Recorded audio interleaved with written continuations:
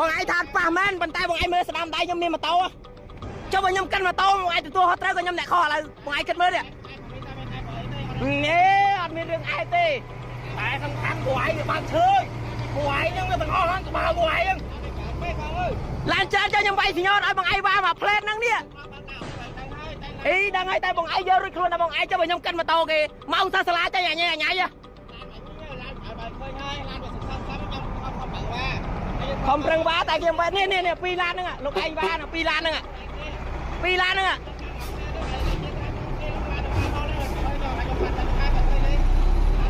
លោកឯងចូលខាងខ្ញុំលោកឯងបើបាទសូមគោរពជំរាបសួរពុកម៉ែបងប្អូនប្រិយមិត្តអរគ្នាបាទអំបាមិញនេះបងប្អូនប្រិយមិត្តអរគ្នាបានឃើញហើយគឺករណីចំនួនគ្នាតកង់ឡានបាទកុងតឺន័រគេហៅថាឡានអូសមកឡានសណ្ដោងល្មមជាមួយនឹងតកង់ឡានក្រុងរបស់ជនជាតិវៀតណាមបាទជនជាតិវៀតណាមដែលខ្មែរយើងតែងហៅថាយូននោះបងប្អូនប្រិយមិត្តអរគ្នាខ្ញុំឃើញ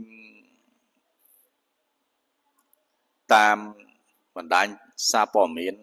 បាទរបស់អាយដាមស្នងការនគរបាលខេត្តព្រៃវែងបាទគឺលោកបានខាត់នឹងហៅតកង់ឡានដែលដឹកភ្ញៀវជនជាតិវៀតណាមបាទពីទីក្រុងហូជីមិញមកភ្នំពេញនេះធ្វើការអប់រំនិងធ្វើកិច្ចសន្យាបាទប៉ុន្តែខ្ញុំមើល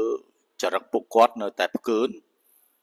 នៅតែមើងងាយខ្មែរនៅតែមិនអោយតម្លៃខ្មែរបាទនៅតែមិនគោរពច្បាប់ចរាចរណ៍ខ្មែរបាទមិនគោរពច្បាប់ចរាចរណ៍បាទនៅក្នុងប្រទេសកម្ពុជាយើងបងប្អូនឡានសណ្ដោងមិញនេះគឺដឹកធ្ងន់ដូចគ្នាគាត់បើកតាមការស្ដាប់តាមការរៀបរាប់របស់គាត់គឺគាត់មានក្រមសីលធម៌វិជ្ជាជីវៈគាត់មានគុណធម៌នៅក្នុងការបើកបរគាត់គោរពច្បាប់ចរាចរណ៍ពេលដែលមានឡានមកពីខាងមុខគឺគាត់សញ្ញោហាមមិនឲ្យឡានខាងក្រោយវ៉ានេះគឺជាសញ្ញាមួយដ៏ត្រឹមត្រូវបំផុតសម្រាប់អ្នកបើកបរគោរពច្បាប់ចរាចរណ៍និងគោរពសិទ្ធិអ្នកដទៃបាទគឺគាត់បានសញ្ញោបាទហាមមិនឲ្យវ៉ានេះគឺជាសញ្ញាប្រាប់ទៅឡានខាងក្រោយថាមានឡានមកពីមុខអញ្ចឹងដាច់ខាតមិនឲ្យវ៉ាទេប៉ុន្តែឡានក្រុងនៅតែអោននៅតែលូននៅតែខំប្រឹងជន់វ៉ាមកបាទធ្វើឲ្យឡានតូតាហើយយ៉ាស់មួយគ្រឿងនោះគឺធ្លាក់ផ្លូវទៅបាទធ្លាក់ផ្លូវទៅខាងបាទឆ្វេងដៃចំណុចនេះហើយដែលយើងមើលឃើញថាការបើកបររបស់ជនជាតិវៀតណាមជនជាតិយួនដែលគាត់បើកបរមិនគោរពច្បាប់ចរាចរណ៍នៅក្នុងប្រទេសកម្ពុជាស្មើនឹងមើងងាយបាទស្មើនឹងមើងងាយច្បាប់បាទច្បាប់ចរាចរណ៍នៅក្នុងប្រទេសកម្ពុជាយើងបងប្អូនខ្ញុំសូមបញ្ចេញមតិនៅក្នុងនាមពលរដ្ឋខ្មែរសិទ្ធិបញ្ចេញមតិសិទ្ធិរស់រានបាទដោយសម្ដេចពុកបាទសម្ដេចតេជោលោកមានប្រសាសន៍អញ្ចឹងថាច្បាប់រស់រានគឺមានអត្ថភាពបាទមានអត្ថភាពជាងគេសំខាន់បំផុតគឺគេហៅថាសិទ្ធិរស់រានបាទរស់រានដើម្បីមានជីវិតថាមនុស្សខំប្រឹងចិត្តដាច់ខ្យល់ក៏ត្រូវបតក់ទឹកឲ្យសើមពងកដើម្បីឲ្យរស់បាទអញ្ចឹងរឿងរ៉ាវដែលតាមបណ្ដាផ្លូវចិត្តលេខ1នេះខ្ញុំឃើញមិ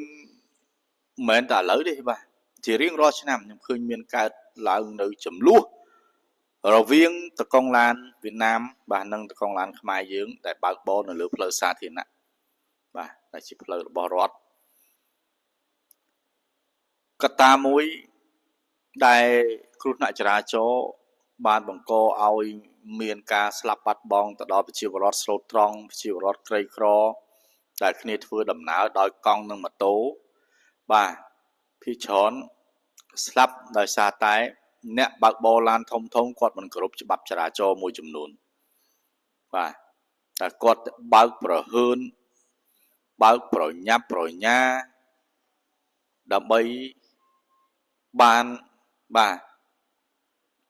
ជើងលឿនឧទាហរណ៍ថាមួយថ្ងៃគេរត់បានមួយជើងគាត់ជន់ថ្មិចឲ្យរត់បានមួយថ្ងៃពីរជើងក៏ខ្លាចខាតអញ្ចឹងការដែលបើកបរមិនគោរពច្បាប់ចរាចរណ៍នេះខ្ញុំចង់និយាយថាខ្មែរយើង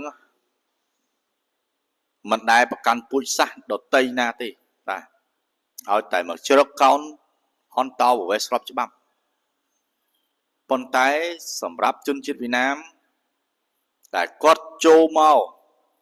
អន្តោប្រវេសន៍ខុសច្បាប់លួចចូលមកផង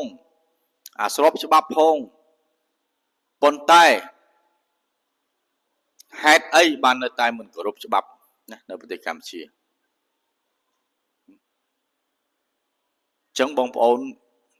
គួរតែពិចារណាមើលបងប្អូនខ្មែរយើងអត់ចង់មានចំនួនជាមួយប្រទេសជិតខាងទេបាទយើងអត់ចង់មានចំនួនជាមួយប្រទេសជិតខាងទេប៉ុន្តែបើសិនជាប្រទេសជិតខាងក៏រំលោភបំពានមកលើប្រទេសយើងសំបីតែណាមួយកញ្ចក់ដៃ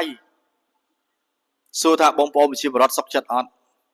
ខ្ញុំជាខ្មែរក៏ខ្ញុំអត់សុខចិត្តដែរបាទ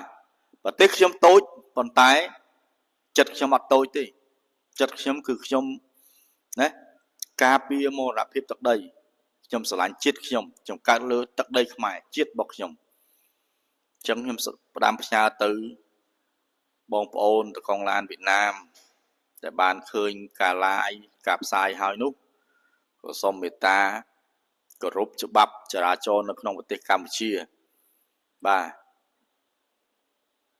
កុំប្រហើនបាទហើយកុំអាងណាតែជន់ប្រជាពលរដ្ឋងាប់គឺខ្នោះហើយណាខ្នោះហើយគុកច្បាប់នឹងឯងអញ្ចឹងខ្ញុំសូមផ្ដាំផ្ញើណា